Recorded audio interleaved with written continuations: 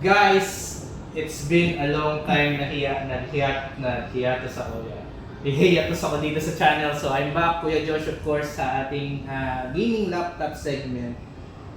Don't worry, maglalabas din po kami ng review ng G14 na 2024. Pero right now guys, focus muna tayo dito sa i-highlight ko sa inyong item. This is something new from the TUF gaming lineup.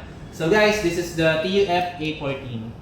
So, kung familiar po kayo, nilabas po ito sa Computex. So, parang technically, 1 month ago pa lang po itong unit na to. Then, meron na po tayong stock here at Asus Concept Fluorescent po. So, let's make things quick na lang. And, pakita ko na lang po sa inyo. Bagong approach itong ginagawa namin kasi mabilis ang review lang ginawa ko. Meron po ako ngayon ginagamit na slideshow. Ano po ako nga po pala yung professor nyo for today's video. The joke lang po. So, ito pong ating A14 is powered by the US Ryzen, double check ko yan, Ryzen AI 9 HX370, sorry, mabilis na haba eh. So, naglabas na si Ryzen ng pantapat kay Intel. So ngayon guys, later itatakil natin yan as Broden. Pero ito po nakikita yung specs dito. This will vary for every model po ng A14. Hindi po itong lahat ng A14 is ganito ang specs. Okay guys, meron po kasi tayong Ryzen 7 version po dito. Then, lipat po tayo. So guys, ito po yan. Yung nakikita nyo, AI Enhanced Power. So guys, ito is tinatakil po nito ang NPU. Sa mga viewers natin out there na hindi pa po familiar sa NPU, that is a certain dedicated core for AI processing guys. So kung makikita nyo guys, meron tayo naka-indicate dyan na 50 TOPS po, which is nagre-represent po sa 50 million ba to? Trillion. 50 trillion operation per second. Ganun po siya kabilis mag-operate when it comes to AI generating po. So kung kayo po yung mga student na pan ni ChatGPT, pero syempre Copilot Plus po gagamitin natin dito guys. Nasabi ko lang ChatGPT ko. Copilot Plus tayo guys kasi available na po yan. And then when it comes to the processor guys, this is a 12-core, 24 threads po na processor. Then of course that is technically that one is much better I guess kasi di pa nilalabas ni Intel yung pinaka-updated version nila ng Ultra eh. So right now I think the red team is leading ahead. Konting-konti lang naman. So lipat tayo ulit guys. So ayun, nakalagay din po. Pagdating sa may AI yun nga. Since may AI NPU siya, tinutulungan din nun yung pag-AI generate po ng inyong graphic card. So naka-indicate din po dyan yung numbers. And then yan po, NVIDIA Advanced Optimus guys. So right now, meron din po siyang dynamic. Ayan. Dynamic. Basta may dynamic sa may range. Switch. Dynamic switch for today's video. Dynamic display switch. Ayun. DDS nga. Dynamic display switch guys. Pero that one, under po yan ng NVIDIA Optimus of course. Pero probably next topic natin na yan kasi marami kaming nakaabang na mga content or topics na paitatakan na Sir Dado regarding dyan sa mga bagong technologies natin when it comes to display and graphic cards. So lipat tayo guys, pasensya na doon. Blooper talaga yun. Storage, of course, meron kayong dalawang slot.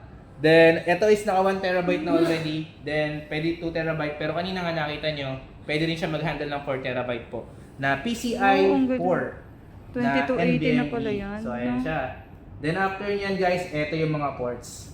Introduce ko lang kayo. So, meron kayong isang audio jack, of course. Then, USB 3.2. Ayan. Yan. Yan na lang sa inyo ni Attitude, of course. Kita nyo na guys. So, ilagay na natin. So, pagdating sa port guys, I don't think na makukulangan kayo kasi almost complete na ang kanya mga So, ayan. Double check nyo muna.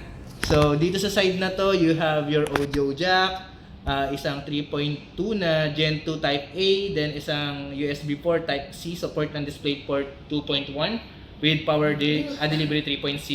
That's around 20 volts 5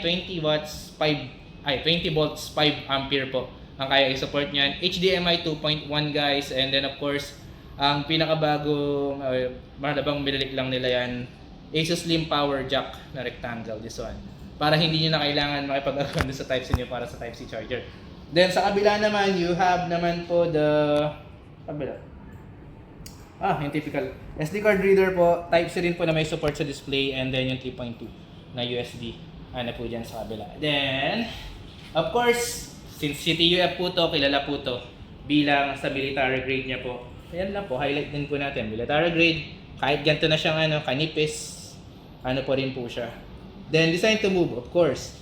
Yung weight, 1.46 kilograms guys. Kaya mga, come on, kaya kitang-kita nyo. Wala naman akong strength para magbuhat ng mabigat na laptop, tapos isang kamay lang. Ayan siya, medyo risky, pero ano siya. 180 rin guys para sa mga taong gusto na 180. Solid. Then, pagdating sa yung design niya sa likod, pakita ko lang din sa inyo. Diamond shape. And diamond cut. Yan guys. Etong bottom area niya, metal build po siya. And then, metal build din po ito. Kung ano metal po, of course, magnesium alloy guys. And then, kung makikita nyo po, ano na po siya. You call that? Ooh. Ayan, display po. We have po 165 Hz na 3ms. Ang pinaka-ano sa akin dito is yung 100% yung sRGB niya po. Then, G-Sync compatible with a 16:10 aspect ratio and 80% lang yung body. Screen to body ratio niya. So, sulit na sulit. And then, to notice din na may Windows Hello siya guys kung mapapansin niyo. Later, pakita ko yung sa camera para makita niyo yun. Ayan, pagdating po sa cooling, ayan po siya, 100 watts po yung sa turbo mode ng kanyang fans. 0 decibel, 89 blades yung gamit. Niredesign yung keyboard pero personally later sabihin ko sa inyo talaga kung anong napapansin ko sa unit na to kung sinong kamag-anak nito. Kasi lagi pong may pinaggagayahan. Built to move. Ito yun sa kabila. Yun, naka-indicate may micro SD card nga po kayo. Wi-Fi 6 siya guys. Then you have a 50% in 30 minutes po yung fast charging niya. Then 100 watts yung kanya Pero in this case, Ryzen 9 kasi to guys, ayan po. 200 watts po yung gamit yung charger guys para hindi po tayo magkaroon ng conflict regarding with that. So ayan guys, yun nga po.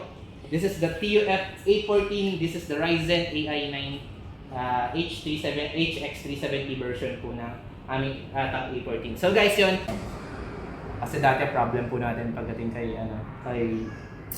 TUF medyo mabigat. Kasi kay ROG kasi si G14 lang talaga yung pinaka-hand carry din. Ayun, meron na po tayo kay TUF. And then, keyboard design. This one po is 1.7 po na chiclet type po yung kanyang so mabilis pa rin yung travel time pagdating sa keyboard guys. Pero yung design niya, same din po sa G14. And then guys, so pag bumili po kayo nito, kailangan nyo mag-update ng driver bago nyo gumagamit yung camera kasi po may Windows Hello siya.